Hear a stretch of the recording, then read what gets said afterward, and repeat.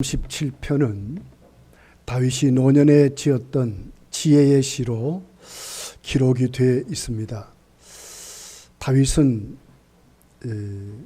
젊은이들이 악인의 언뜻 보기에 형통을 긋고 그들의 삶이 크게 번영하는 것 같은 삶을 보면서 신앙으로 사는 삶을 불평하고 때로는 하나님 앞에 원망하는 그들을 향해서 자신의 경험담을 또 자신의 살았던 그 삶의 방법 그리고 하나님을 경외했던 믿음의 삶을 오늘 이 시편 37편은 기록하는 것입니다. 어떻게 보면 우리가 보기에 악인들이 잘 되면 부러워하죠. 때로는 닮아가려고도 하고 신앙으로 사는 믿음의 삶이 잘못 사는 건 아닌가 이럴 때도 생기는 것입니다. 오늘 1절 2절이 이렇게 기록합니다. 악을 행하는 자들 때문에 불평하지 말며 불의를 행하는 자들을 시기하지 말지어다. 그들은 풀과 같이 속히 배임을 당할 것이며 푸른 채소같이 쇠잔할 것임이로다. 부러워하지 마라. 모방하지 마라. 불평하지 말라. 보기에는 잘 되는 것 같고 번영한 것 같고 잘 사는 것 같아도 그 길이 길지 않다는 거예요. 오늘 여기 행악자 그러죠. 행동으로 악한 사람들. 세상의 세속적인 삶을 보면 가진 자의 삶인 것 같아요. 힘이 있습니다. 불을 행하고 악을 행해도 아무 제재가 없는 것 같아요. 그런데 오늘 2절이 이렇게 기록합니다. 그들은 풀과 같이 속히 배임을 당하고 푸른 채소같이 쇠잔할 것임이라. 한철이지 한철. 푸른 배임을 당하면 그때 끝나는 거죠. 채소도 그냥 아주 아름답고 먹기 좋아도 따버리면 얼마 못 가요. 심어져 있다 해도 한철입니다. 한철입니다. 반드시 때가 되면 말라버릴 것이고 끊어져 버릴 것이고 아무것도 아닌 것 같은 흔적도 없는 것 같은 이런 일이 일어난다고 말씀을 하고 있습니다. 그렇기 때문에 세상 놀라지 말라 하는 거예요. 그것 때문에 시기하지 말고 불평하지 마라. 당연히 그런 일이 일어난다는 거예요. 세상은 그렇다. 다윗이 지금 그렇게 그 젊은이를 향해서 이렇게 말씀을 하는 것입니다. 결국 여러분 인생의 생사화복은 하나님이 주장하는 줄 믿습니다. 하나님이 다스린 줄 믿습니다. 잘 되고 흥하는 것도 망하는 것도 하나님의 손에 있기 때문에 하나님이 그 마지막 결국을 손대어 버리면 그날 끝나는 것입니다.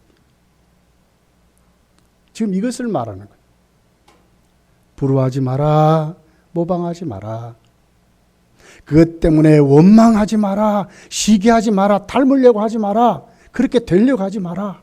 왜? 하나님이 살아계신다. 한철이래 한철. 그때뿐이래. 시편 73편 17절에 보면 이렇게 기록합니다.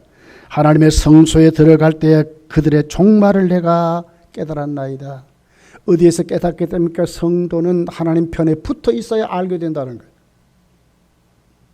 세속적인 삶으로 세상적 가치관을 가지고 살게 되면 성도는 전혀 구분이 안 되는 거예요. 저렇게 살아야 되는구나 이거밖에 없는 거예요. 그러다 보니까 하나님 왜 우리에게 이렇게 합니까? 자기의 삶은 고쳐지지 않았는데 여전히 세속적인 삶을 살면서도 불구하고 하나님께 원망하고 불평하는 거예요. 이런 뿌린 그리스도인이기 때문에 하나님의 도우심이 없어서 결국 어떻게 됩니까? 잘 안 되지요. 그러니까 원망하고 불평하는 사람이 되는 거예요. 그러지 말라는 거예요. 하나님의 성소에 들어가 보면 그 결국을 반드시 알게 된다는 거예요. 하나님이 주장하는 줄. 거기에 답이 있고 거기에 결판이 날 것을 이렇게 말씀을 하고 있습니다. 오늘 시편 37편은 의인과 악인의 결말을 확실히 드러내고 있어요. 9절에 이렇게 기록합니다. 진실로 악을 행하는 자들은 끊어질 것이요 여호와를 소망하는 자들은 땅을 차지하리라. 진짜 잘 된다는 거 하나님. 잠시 후에는 악인이 없어지리니 한철 아닙니까?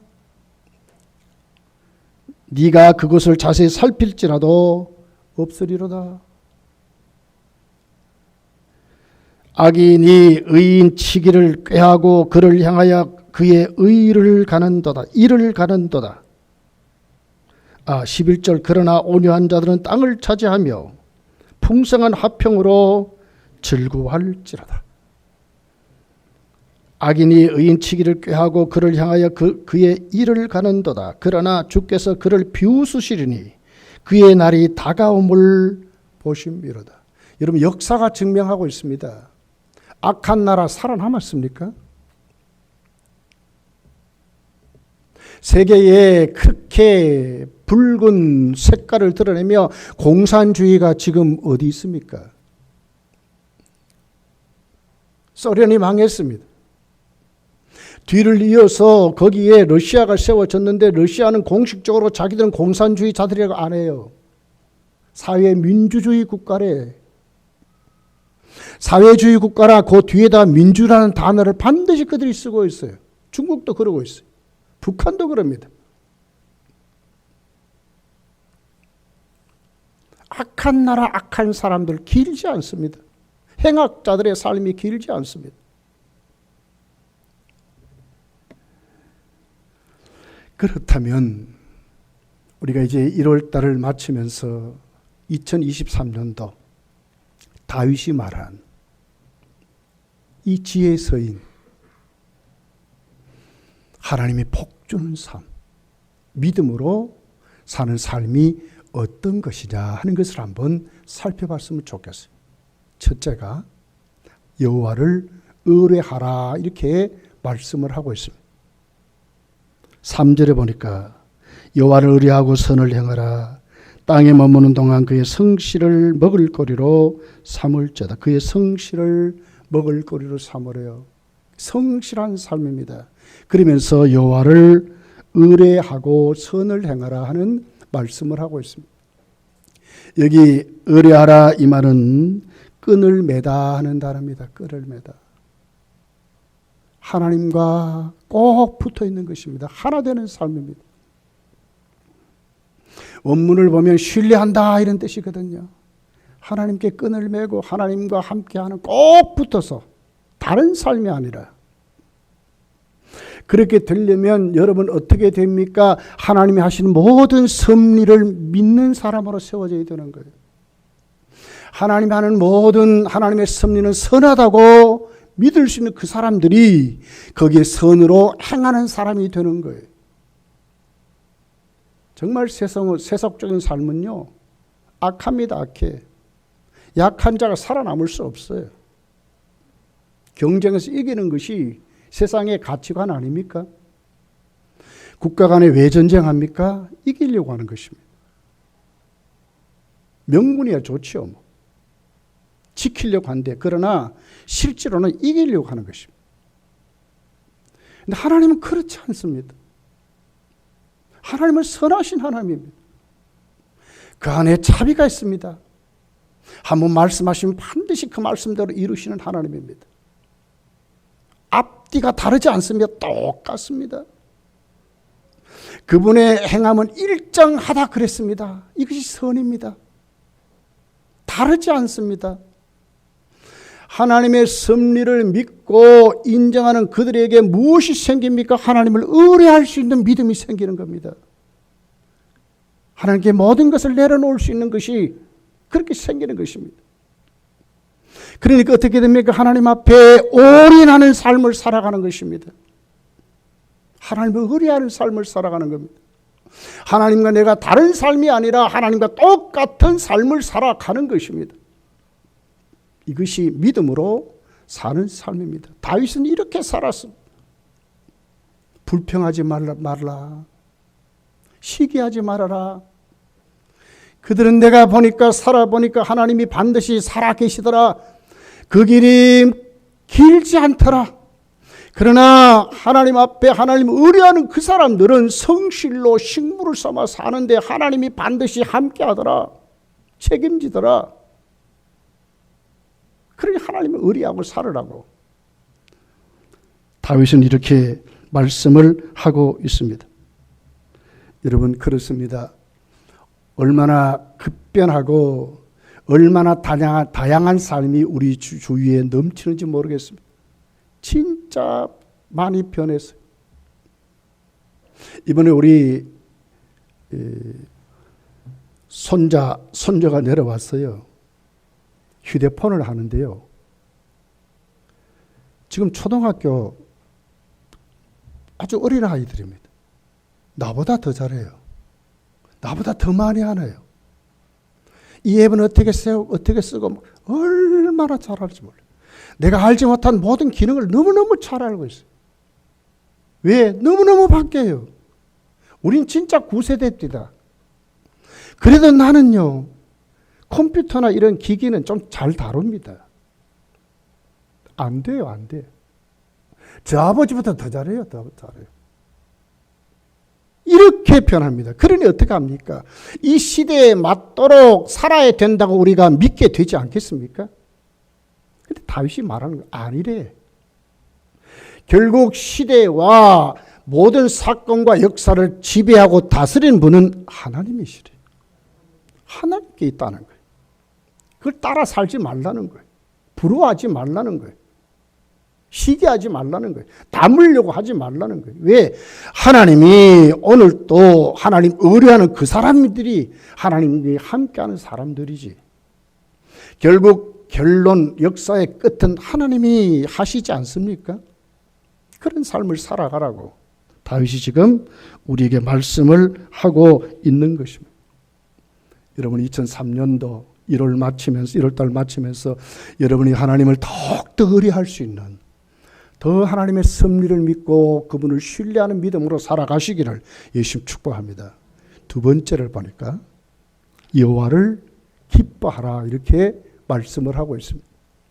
4절에 보니까 또 여호와를 기뻐하라, 그가 내 마음의 소원을 네게 이루어 주시리라 그랬습니다. 이 기뻐하라 하는 말씀입니다. 하나님 주시는 기쁨을 원문을 보면 고상한 기쁨이라고 했어요. 아무도 흉내낼 수 없는 기쁨. 세상에서 찾아볼 수 있는 그 없는 기쁨. 하나님만이 우리에게 주시는 그 기쁨으로 충분히 누리고 살아가라는 거예요. 이것이 믿음으로 사는 삶입니다. 세상에서 얻는 조금 찰나적인 이런 게 아니고 정말 하나님이 나에게 주신 기쁨. 그 기쁨을 그냥이 아니라 충분히 누리면서 살아가라고 이렇게 지금 말씀을 하고 있습니다. 어느 그리스도인이 랍비 선생님에게 가서 묻습니다. 여호와를 기뻐하는 것이 무엇입니까? 하고 물었답니다. 그랬더니 선생님이 오히려 묻는 그 성도에게 다시 질문합니다. 장사하는 사람들이 가장 기뻐할 것이 뭔가 하고 물으니까 서슴없이 대답합니다. 장사 잘해서 돈 많이 버는 것이죠. 술 잘 먹는 사람들이 가지려고 하는 기쁨이 뭘까? 그러니까 서슴없이 대답합니다. 술을 많이 마시면서 그 안에서 누리는 것이 아니겠습니까? 그러니까 정색을 하고 선생님이 그분에게 말합니다. 그렇다면 왜 그들이 장사를 많이 해서 돈 많이 버는 것으로 기뻐할까?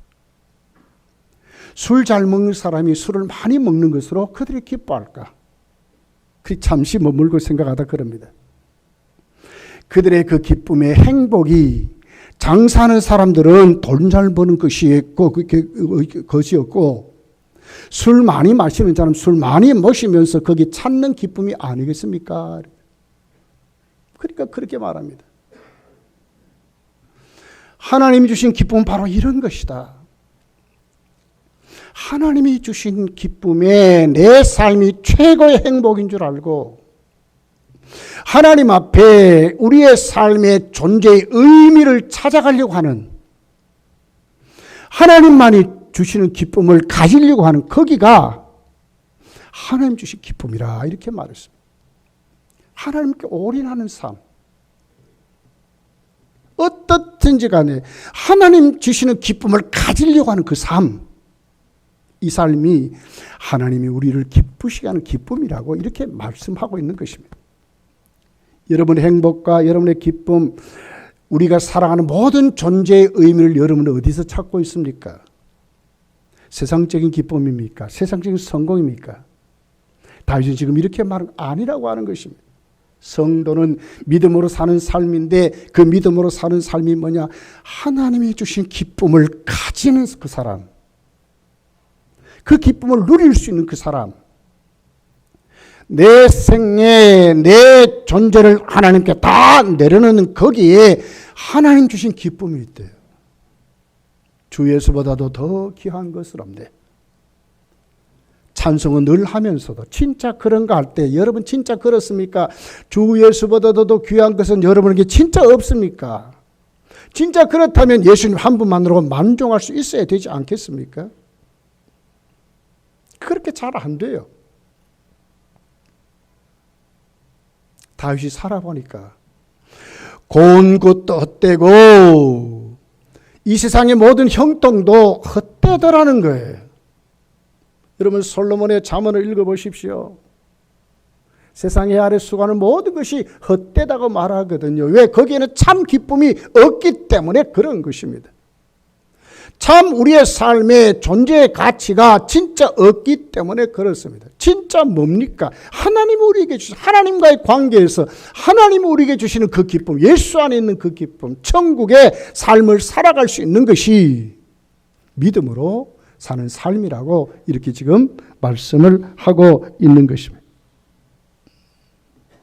여러분 오늘 이 말씀 여러분의 가슴에 담고 정말 2023년도 우리의 존재의 의미를 하나님 앞에서 여러분 찾으시고 내 오늘 인생의 모든 것이 하나님께 정말 올인할 수 있는, 주 예수보다 더 귀한 것은 없는 이런 삶에 우리의 모든 삶을 내려놓고 정말 하나님이 주시는 기쁨을 마음껏 누리는 그런 삶을 살게 되기를 예수님 축복합니다.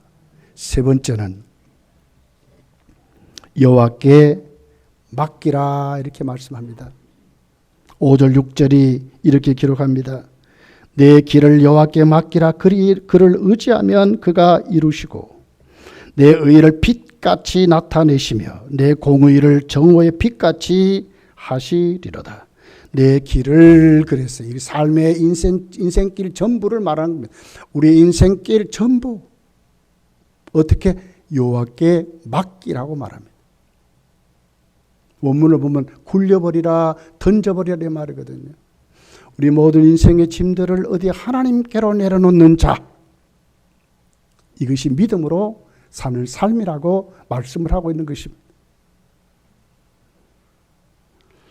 그런 사람에게 그를 의지하면 우리 생애의 모든 방법들을 다 하나님께 내려놓고, 그 말이지. 그가 이루신다 하는 원문을 보면 하나님이 돌려주신다 이 말이거든요. 그런 사람에게 하나님이 당신의 것을 그 사람이 원하는 그대로 돌려준다 이 말이에요. 이보다 더 큰 성공이 어디 있습니까? 여러분 잘 되고 싶지 않습니까? 세상에 뒤떨어지지 않고 정말 하나님의 뜻대로 여러분 정말 성공하고 싶지 않습니까? 물론 예수 믿는 것이 성공이지만 누리는 복을 받아 살아야 되잖아요. 어떤 자에게? 하나님께 맡기는 자에게, 하나님께 던져버린 자에게, 하나님께 올인하는 자에게, 하나님께 다 내려놓는 자에게. 우리 모든 삶의 100%를, 때로는 80%는 내가 하면서 한 20%만 요거 좀 도와주십시오 이럴 때가 우리 많아요. 자식의 문제도 그렇고요, 사업의 문제도 그렇고요, 여러분의 직장 생활도 그렇고요, 여러분의 건강 문제도 다 그래요. 진짜 그래요. 제가 이번에 제 아내의 어려움을 당해 보니까요, 정말 그럽디다. 내가 정말 맡기는가 하는 것에 제 믿음에 제가 목사이지만 퀘스천 마크가 붙더라고요. CCM을 불렀던 은혜로다는 작사 작곡한 찬양 사역자, 그분이 쓴 책이 있어요. 온유야 아빠야 하는 책입니다. 장종택 목사님의 장종택 목사. 미국에 유학을 하면서 음악에 대한 그 공부를 하고 한국 교회에 좀 성령의 임재를 통해서 예배를 회복하는 운동에 개혁을 좀 하려고 한국에 들어왔어요. 근데 만만치 않습니다. 정통 교회가 잘 들어줍니까? 심한 갈등을 느끼는 거예요. 여기 더해서 자기 딸이, 온유라는 딸입니다, 희귀병에 걸려버렸어요. 항 NMDA 수용체 뇌염이랍니다. 수용체 뇌염. 갑자기 쓰러지더니 발작을 하다가 5분 후에 뇌사 상태가 되어버렸어요. 응급실로 확 갔어요. 의사가 보더니 그러는 거예요. 목사님, 치료 방법이 없습니다. 이미 뇌사 상태가 됐습니다. 이 병은 희귀병입니다. 대학에서도 연구 대상일 뿐이지 약도 없고 수술할 방법도 없고 아무것도 없습니다. 스스로 이 아이가 다시 살아나는 방법밖에 없습니다. 이것이 그에게 닥쳐진 시련이었습니다. 목사님이 하나님께 엎드렸습니다. 그런데 하나님이 보여줘요. 하나님 의지하고 하나님께 맡겠다고 했던 그의 삶을 보여줘요. 신학을 하고 CCM을 연구하고 한국교회 예배를 성령의 임재로 개혁해 보려고 했던 자신을 보여주는데 형편없더라는 거예요. 하나님 말씀보다는 휴대폰을 24시간 붙들고 있는 자신을 보여주더래. 휴대폰 없이는 못 사는 자신을 보여주더라는 거예요. 하나님 앞에 엎드리고 기도하면서 하나님 앞에 이런 생활보다는 머리를 굴리고 어떻게 하면 고민하고 어떻게 하면 한국교회 조금 이렇게 개혁해 볼까, 이것밖에 없더라는 거예요. 하나님이 없더래. 전부 자신의 방법밖에 없더라는 거예요. 그런데 자기 속에 다시 분노가 일어나더래요. 하나님은 사랑의 하나님이라, 은혜의 하나님이라, 긍휼의 하나님이라, 자비의 하나님이라, 우리를 치료하시고 고쳐신 하나님이라 그러는데 자신에게는 오히려 더 그분의 목적은 좋았지 않습니까? 그런데 불구하고 자신에게 다가온 것은 시련뿐이었다는 거예요. 하나님은 원망합니다. 이것밖에 안 됩니까? 이것밖에 안 주십니까? 이렇게만 결론 내렵니까? 내 딸을 이렇게 죽이시렵니까? 이것밖에 없더라는 거예요.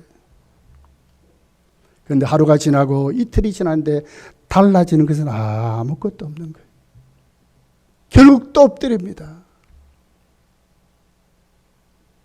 아무것도 할 수 없는 자기를 발견하고, 그러다가 아내가 얘기합니다. 목사님, 우리가 할 수 있는 방법은 아무것도 없지 않습니까? 결국 우리는 하나님께 맡기는 방법밖에 없지 않습니까? 하는 것이었어요. 그 말을 듣고, 맞다, 우리가 할 것은 아무것도 없으니 하나님께 내려놓자. 그러니까 오히려 편안한 마음이 생기더라는 거예요. 그리고 하나님 앞에 자신이 지금까지 잘못했던 걸 회개하기 시작했습니다. 하나님 다 맡깁니다. 내 딸을 죽이든지 살리시든지 그건 하나님이 하실 일이고, 그러나 긍휼의 하나님, 자비의 하나님, 그러나 하나님은 살려주기를 원합니다. 하나님의 영광이 드러나기를 원합니다. 간절히 기도하는데 그 기도가 끝나는 그대로 아이가요, 주여 주여 하고 눈을 번쩍 뜨더라는 거예요. 살아나 버렸습니다. 대학에서 연구의 대상인 연구물이 지금 살아난 거예요. 병원이 깜짝 놀랐어요. 과학계가 깜짝 놀랐어요. 자신은 아무것도 한 것이 없대. 단 하나, 하나님께 맡긴 것밖에 없다는 거예요. 그러니 하나님이 고쳐주시더라는 거예요. 왜요? 회개시키려고. 그가 한국교회를 바라봤던 그 눈을 다시 바꿔주시려고, 그를 수정시켜서 하나님이 진짜로 하나님 쓰시는 종으로 삼으려고 하나님이 그렇게 했다는 거예요. 그는 기도하면서 깨닫는 게 있습니다. 시편 119편 71절에 그는 이렇게 고백을 합니다. 고난당하는 것이 내게 유익이라. 이로 말미암아 내가 주의 율례를 배우게 되었나이다. 주의 율례를 배우게 되었나이다. 이것이 그 목사님의 신앙이 되었다고 말씀을 하는 것입니다. 성도의 삶은 이런 것입니다. 믿음으로 사는 삶은 이런 것입니다. 하나님께 맡기는 삶입니다. 하나님께 다 던져버리는 삶입니다. 잠언 16장 3절에 보니까 이렇게 기록합니다. 너희 행사를 여호와께 맡기라. 그리하면 네가 경영하는 것이 이루어지리라고 말씀합니다. 모든 행사를 하나님께 맡기라고 말합니다. 그렇다면 우리가 경영하는 모든 것이 이루어진다고 하나님이 책임져 주신다고 말씀하고 있는 것입니다. 여러분, 2023년도 그냥 살지 마시고 이제 다 하나님께 맡길 수 있는 믿음으로 더 성숙해 가시기를 예수 축복합니다. 그리고 세 번째입니다. 여호와를 기다리라, 이렇게 기록합니다. 때로는 우리는 하나님 앞에 선한 일, 거룩한 목적을 가지고 우리가 믿음으로 산다고 하지만 때로는 기다리지 못하고 포기할 때도 많고 곁길로 갈 때도 많습니다. 아브라함을 보십시오. 75세에 하나님이 그를 불러서 자식 준다 그랬어요. 그리고 내 자손을 통하여 하늘의 별같이 모래같이 하나님의 자손들이 넘치게 일어날 신약 시대까지를 아브라함에게 보여주시고 그 자손을 예수 그리스도로 그 씨라고 말씀하시면서 이삭을 준다고 말씀했지만 아브라함은 여러분 그 가나안 땅에 와서 10년이 지난데도 자식이 안 생겨요. 그럴 때 어떻게 합니까? 자신의 방법대로 한 겁니다. 이 곁길로 간 것입니다. 인생이 그렇습니다. 거룩한 계획을 세우고 거룩한 목적을 세우고 우리가 그렇게 하지만 이것이 지루해지면, 잘 안 이루어지면 기다리지 못하는 것이 우리들이에요. 특히 우린 한국 사람은 더 그래요. 얼마나 우리가 조급하고 급합니까? 기다리지 못해. 그런데 오늘 이 말씀이 뭘 얘기합니까? 하나님의 섭리는 선하시고 반드시 하나님은 살아 계셔서 당신의 뜻대로 이루신다고 말씀합니다. 그렇기 때문에 기다리라는 겁니다. 기다리라. 7절이죠. 여호와 앞에 잠잠하고 참고 기다리라. 자기 길이 형통하며 악한 꾀를 이루는 자 때문에 불평하지 말지어다. 잠잠하고 참고 기다리라. 악한 꾀를, 자기 길이 형통하며 악한 꾀를 바라는 그 사람들 부러워하지 마라. 모방하지 말라, 그 말 아닙니까? 기다리라. 원문을 보면 기다리라 하는 말은 고대하고 기다리라 그 말이거든요. 인내를 말해요.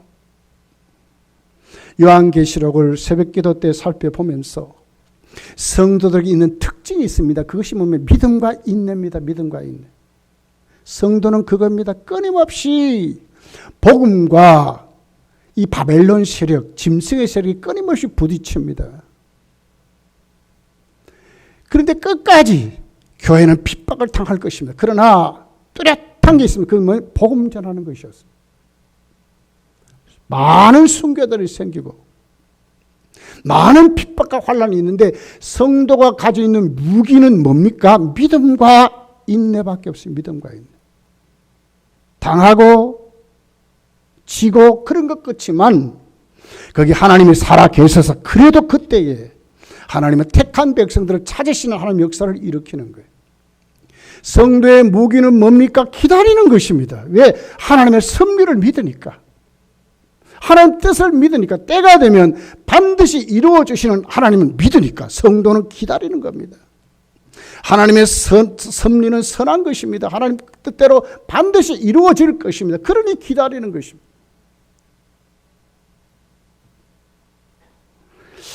여러분, 아이를 임신해서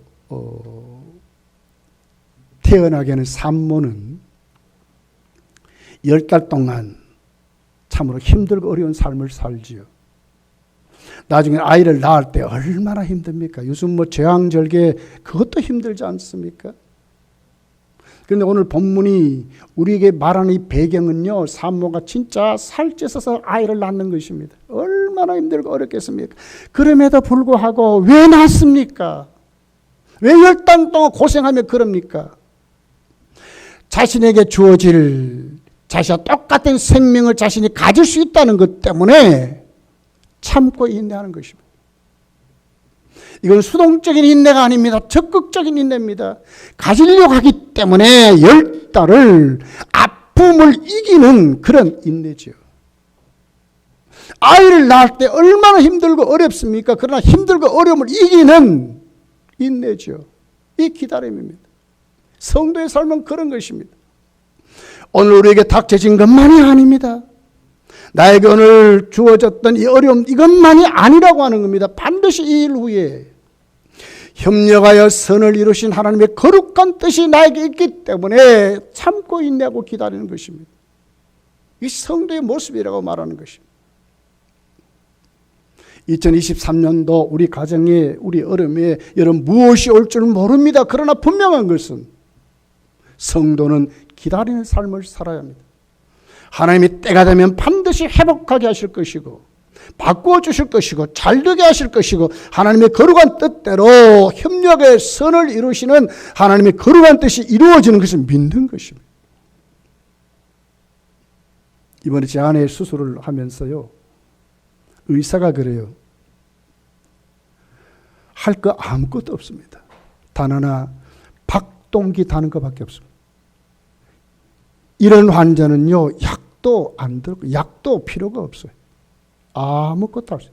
의사가 할 수 있는 것은 박동기 달아주는 것밖에 없는데 스스로 자기 몸이 박동기와 잘 이렇게 조우되어 가지고 맥박을 회복하는 방법밖에 없습니다. 이렇게 말하더라고요.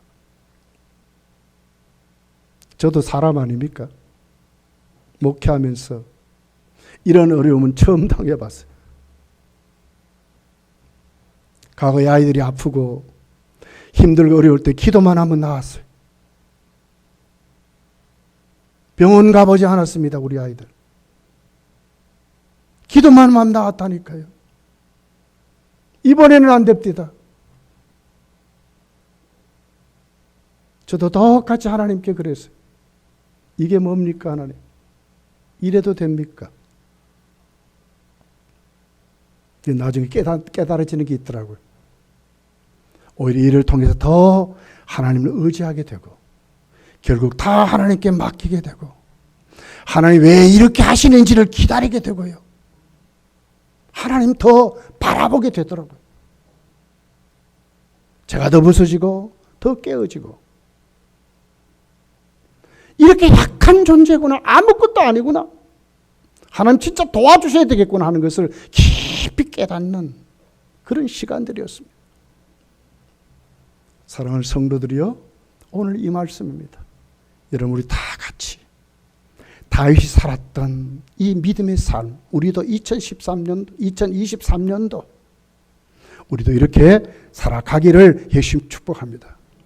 더 하나님을 의뢰하고요, 우리의 모습을 다 하나님께 맡기고요, 그리고 하나님을 기대하고요, 하나님을 더 신뢰하는 그런 2023년도로 자 4절을 보십시오. 그가 내 마음의 소원을 네게 이루어 주시리로다. 믿습니까? 누가? 하나님이. 5절에 보니까 내 길을 그가 이루시고 그래서 이루어 주신대. 6절에 보니까 내 의를 빛같이 나타내시며 내 공의를 정오의 빛같이 하시리로다. 밝게 길을 열고 가신다는 거예요. 9절에 보니까 땅을 차지하리로다. 하나님이 번성케 하신다고 말하는 거예요. 11절에 보니까 땅을 차지하며 풍성한 화평으로 즐거워하리로다 그러거든요.